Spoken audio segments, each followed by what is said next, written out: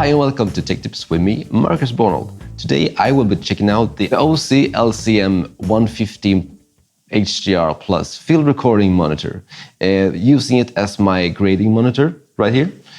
So if we go into DaVinci right here, and we can see that the image is very comparable with my Asus ProArt that I use daily to grade with. And we also need to check the color space we are in. So we go down to this toggle right here, color management, and go into the menu, and we can go down and we see that the gamma is at 2.4. This is the gamma for Rec. 709. And we could toggle between different color space. So we do have Rec. 709, of course, and we have Rec. 2020, which is the upcoming standard. And we have P3 and some other options. P3 is the Netflix standard right now. So we go back to Rec. 709, which is where I use the grade, which is the standard for broadcasts right now as well. And we go back, and we could also, as we are at the monitor, also check the difference between the vectorscope from DaVinci's vectorscope and the monitors. So if I press P3 here, we see that I see the luminance in the monitor's vectorscope, but I also see the chroma and the gamma and in the vectorscope of DaVinci.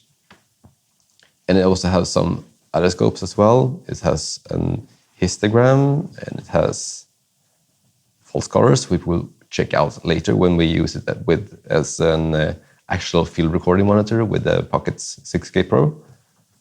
And we have a waveform as well. We can toggle between regular waveform or with colors or as a parade. I really like this monitor as it is, and it's very comparable with my daily driver, the Asus ProArt. Alright guys, so we're here in the production suite, and I'm sitting here with the OSEE monitor. I also have a JVC monitor and a Sony monitor doing the same thing. But this is our camera control remotes. We have our camera control units back in the rack where we have the actual brain of the camera. But these are the ones that control color and IRE, which is Institute of Radio Engineers is the scale called. It goes from 0 to 100, or at least that's what you should stay within. So that's why we have the scopes here. They all have the same scopes, but the OSEE can actually have 3 scopes at the same time. The JVC monitor here has to switch scopes. So if I press scope, then I have the vector scope or the waveform. So we're going to just do a quick white balance here on the screen. This is our studio downstairs. There's nobody in it at the moment. But you've seen our previous video about how to do the proper white balance, I hope. Otherwise, you should check that video out. But I can just switch to a white camera. There's the white camera. So what you do first is the black balance, which is lowering all the light and then setting the point in the middle here on the vector scope to the center. That means that it is as white or black as possible. It says here it's blue, red, and green, and yellow, magenta, and cyan. So if it pulls one direction, you know that's the color that it's pulling towards. So I'm just going to pull down the light levels here, and you can see them going down. This one didn't go down all the way, so if I pull my wheel, I set the black to black. You want to be slightly above 0, as we said in our previous video, because you don't want true black, because then everything will be crushed. And that's no fun. So we're going to increase that a little bit. And you can see here that the dot is slightly to the left towards the yellow.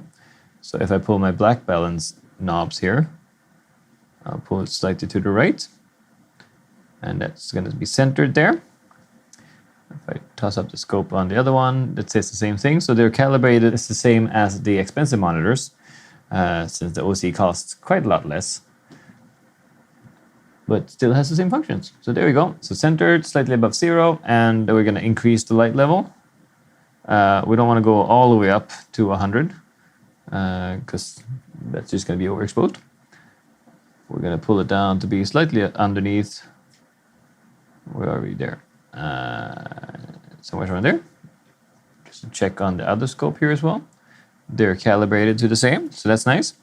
So here you have knobs that's showing black balance and white balance. So right now I can see that this is also pulling towards the yellow. So I'm going to add blue because blue is on the right side of the scope. And if I wanted to move it, the dot this way, going towards the red. So I'm going to add a little bit of blue. Here we go, a little bit less red, and my dot centered. So that's a quick white balance you can do on the screen. It's very handy to have all of the scopes up at the same time, since I set them up on my little, quick button, so I can just remove them again. Off, and histogram, off. So now I have my full screen back again.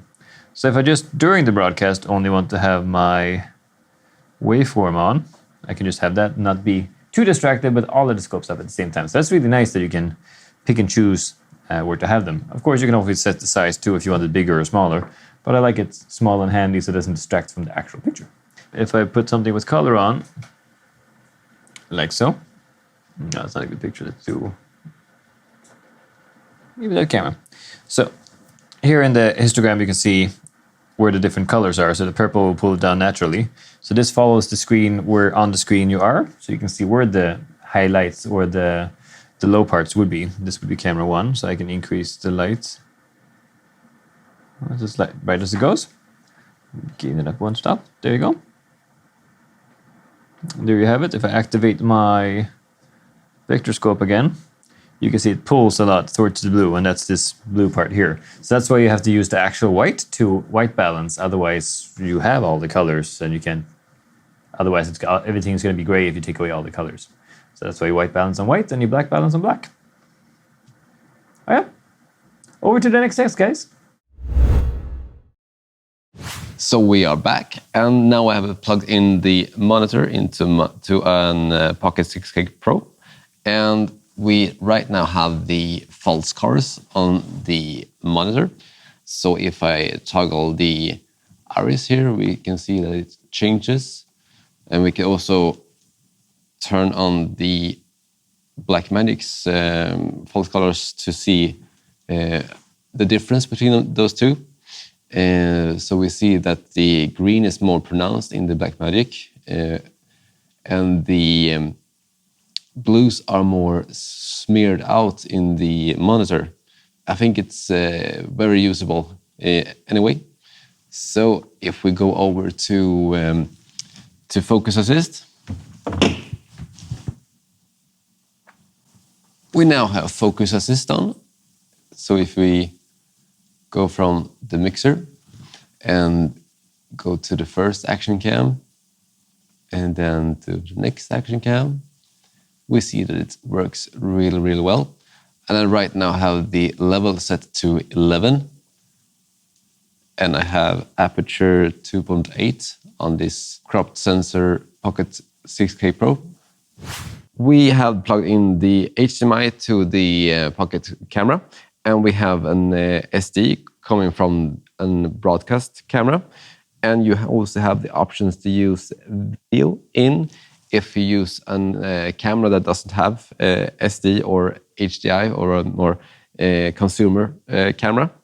Right now we are in the studio, so we use AC to power the camera, but you could also use a battery to power it as well. I think this is a really good monitor that is suited for both grading and doing field recording, as is most made for. But all the tools as well is very, very handy and very good. And I really like this monitor, and indeed, and it's very nice to have all the 1500 nits as well if you are outside. So that's it for this video. I hope you like and subscribe, and see you in the next one. Bye.